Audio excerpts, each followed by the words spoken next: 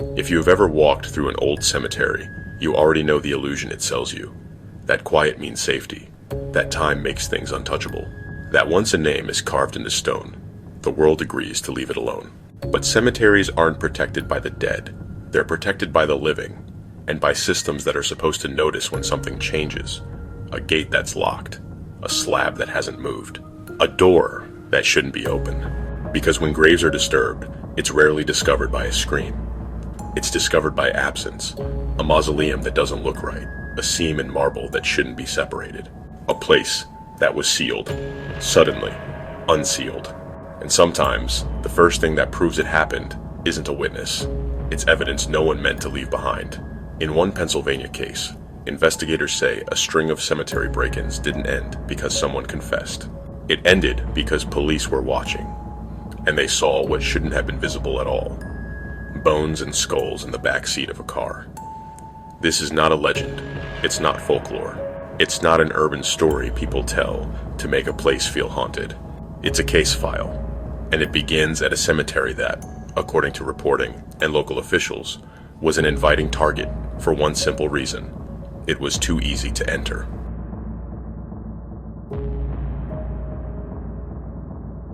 Mount Moriah Cemetery sits on the edge of Philadelphia and Yeadon. It's historic, large, and, by many descriptions, difficult to secure. The Associated Press describes it as a sprawling, abandoned cemetery with roughly 150,000 grave sites across about 160 acres, maintained in part by volunteer preservation efforts. This matters because the horror in this case isn't just what was taken, it's what the environment allowed. According to the Delaware County District Attorney's Office, the first reported burglary in this sequence was on the 7th of November, 2025, and the incidents continued through the 6th of January, 2026. Over time, investigators say at least 26 mausoleums and vaults were burglarized, damaged, or forced open. That number is important because it suggests something specific. This wasn't one impulsive act. This was repetition, and repetition is what turns a crime into a system.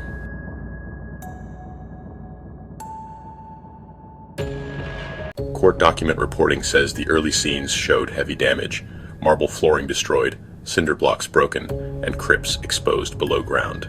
And then, the detail that makes this feel less like vandalism and more like method. Investigators say they found a rope tied off and fitted with a carabiner, positioned in a way that suggested someone rappelled down about 10 feet to reach underground crypts.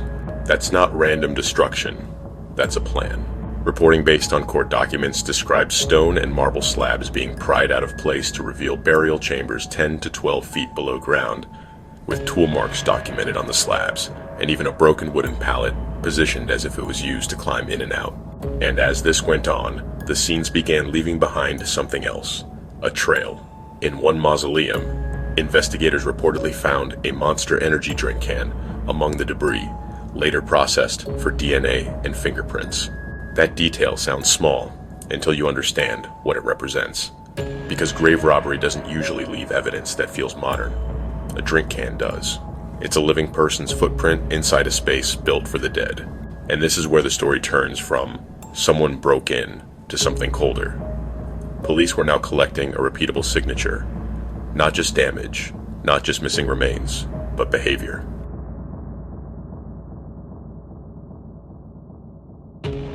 By late December, reporting based on affidavits describes an escalation.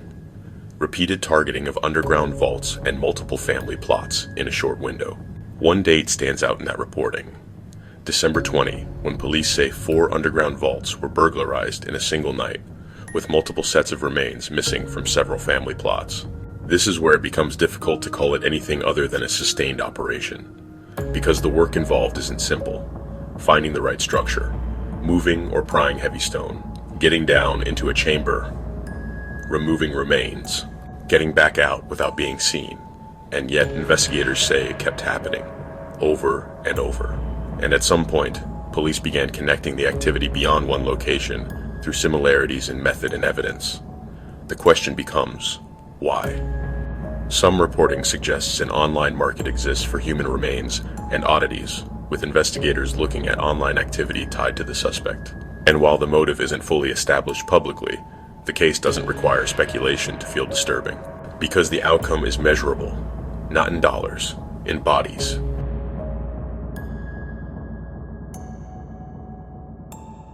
According to reporting from the Associated Press, investigators connected the suspect after checking vehicle plates and seeing repeated proximity to the cemetery during the period of burglaries. Then came January 6, surveillance, a return to the cemetery, and the kind of detail that ends a story before it can keep happening. Police say bones and skulls were visible inside the vehicle. Authorities identified the suspect as Jonathan Gerlach, a 34-year-old man from Ephrata, Pennsylvania, who investigators say had been linked to the cemetery through vehicle records, surveillance, and forensic evidence gathered during the investigation. According to reporting, the suspect was arrested as he returned toward the car, carrying a crowbar and a burlap bag, and inside that bag, officers found the mummified remains of 2 small children, 3 skulls, and other bones. This is where the case becomes something more than a cemetery crime, because now it has a second location, a home, and what authorities describe finding there is what led the Delaware County District Attorney to call it, in his words, a horror movie come to life.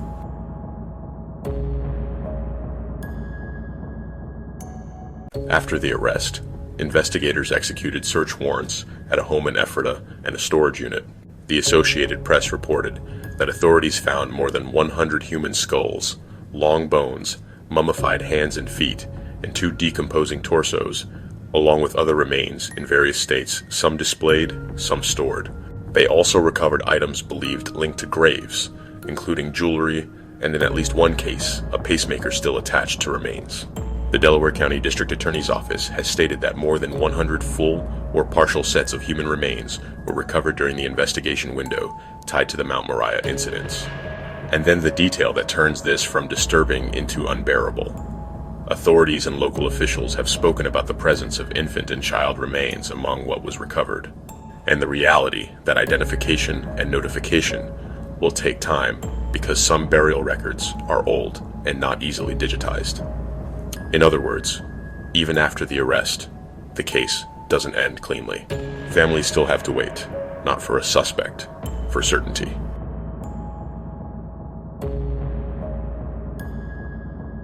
Grave robbery is often imagined as an old crime, something historical, something tied to myths of stolen jewelry or 19th century body snatching. But this case is modern. It has surveillance, license plate checks, court documents, forensic processing of a discarded drink in a shattered mausoleum, and it has a truth that's hard to sit with. Even in a world where everything is tracked, some places still rely on the assumption that no one would do this, that a cemetery is protected by decency. But decency isn't a lock. In this case, authorities have charged a Pennsylvania man with hundreds of offenses, including dozens of burglaries and large numbers of counts tied to theft and abuse of a corpse, as the investigation continues and identification work moves forward. And for the families connected to those mausoleums and vaults, the damage isn't only physical, because once a burial place is violated, it changes what rest means. It changes what safe means. And it leaves a question behind that no system can answer quickly. How long can something happen before anyone notices it was happening at all?